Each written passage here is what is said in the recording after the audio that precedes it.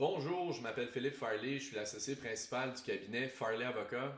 On est un cabinet spécialisé en droit de la construction. On vous invite d'ailleurs à consulter notre site internet avocat avec un S construction.com et surtout à vous abonner à notre chaîne YouTube. Alors la question de la semaine est la suivante.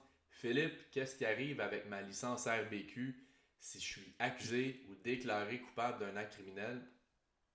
Alors la question est simple, la réponse est plutôt complexe.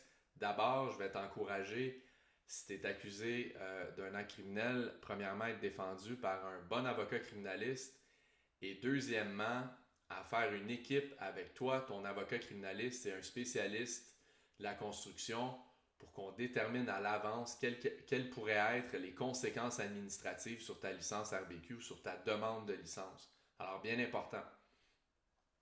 Alors, je vais faire une liste de personnes qui ne doivent pas être déclarées coupables d'actes criminels dans l'industrie de la construction. Puis ensuite de ça, je vais faire la liste des infractions dont les conséquences administratives sont les plus importantes.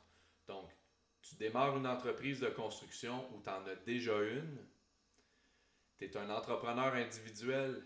Tu es membre d'une société en non collectif ou tu es un commandité ou un commanditaire d'une société en commandite ou tu es un actionnaire, un administrateur, un dirigeant ou un répondant d'une compagnie ou d'une personne morale, il faut à tout prix éviter d'être déclaré coupable d'un acte criminel.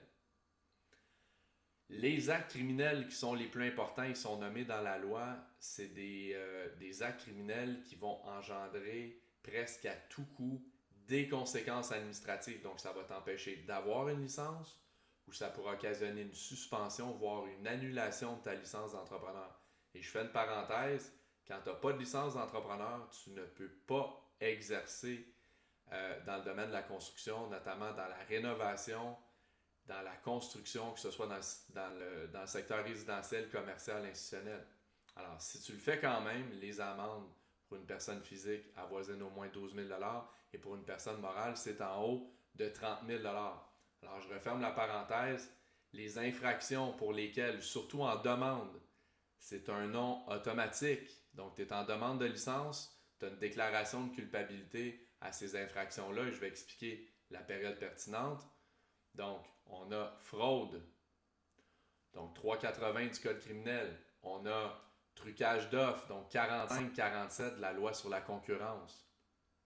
On a produit de la criminalité. On a les infractions en matière d'organisation criminelle, donc bien important. On a les infractions prévues à 5, donc possession en vue de faire le trafic, trafic de stupéfiants, 6 et 7 de la loi réglementant certaines drogues et autres substances. Donc on a la production, on a l'importation. Donc c'est très important avant de plaider coupable à ces infractions-là, vous devez être sur vos gardes. La période de référence, c'est 5 ans. Donc, la REQ va s'intéresser pour ces infractions-là à une période de 5 ans suivant la déclaration de culpabilité. Donc, pas la période où tu es accusé, pas la période de la sentence qui vient après la déclaration de culpabilité, la date où tu plaides coupable ou la date à laquelle tu es déclaré coupable suite à un procès. C'est 5 ans à partir de ce moment-là. S'il y a une peine, puis là, c'est là que la modification législative qui date de 2018 fait mal. Si tu as une peine d'emprisonnement, le 5 ans commence à partir de la fin de la sentence.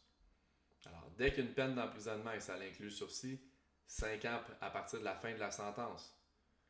Alors, pas après la libération, la fin de la sentence. Donc, ça peut être très très long.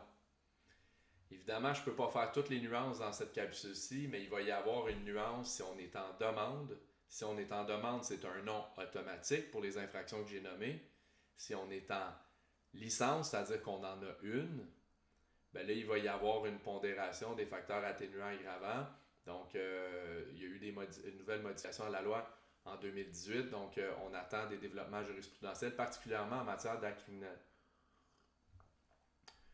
Il y a les actes criminels que je n'ai pas nommés, donc je pourrais en nommer plusieurs. Par exemple, négligence criminelle causant la mort. C'est pas spécifiquement nommé à l'article 60, paragraphe 6 de la loi sur le bâtiment. Par contre, tous les actes criminels qui sont liés à la construction, peuvent entraîner des conséquences administratives. C'est un bon exemple, négligence criminelle causant la mort. Évidemment, c'est en conduisant un véhicule dans nos temps de loisirs, pas de lien avec la construction. Évidemment, si l'infraction elle est commise par une personne dans l'exercice de ses fonctions, particulièrement sur un chantier, on a eu des cas de jurisprudence récents où l'entrepreneur a vu sa licence RBQ être annulée, donc d'importantes conséquences administratives. Là, évidemment, je pourrais vous en parler pendant longtemps. Ça fera l'objet d'une autre chronique. Il y a également des conséquences au niveau licence restreinte. Donc, la majeure partie des infractions que j'ai nommées précédemment vont entraîner une licence restreinte pour fin de contrat public. Ça veut dire quoi? Ça veut dire que l'entrepreneur ne peut plus soumissionner sur des contrats publics, ne peut plus exécuter de contrats publics. Il en a commencé, prends tes clics et tes claques, sors du chantier, tu ne peux plus continuer tes travaux. Autant à titre d'entrepreneur général qu'entrepreneur spécialisé, à titre d'entrepreneur ou de sous-entrepreneur.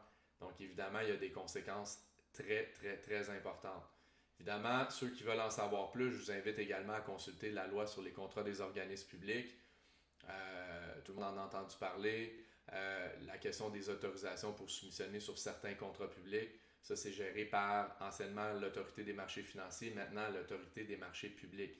Évidemment, si vous avez des questions, on vous invite à communiquer avec nous. Nos coordonnées apparaissent sur notre site internet. Alors, c'est l'objet de la chronique. À bientôt. Bonne semaine.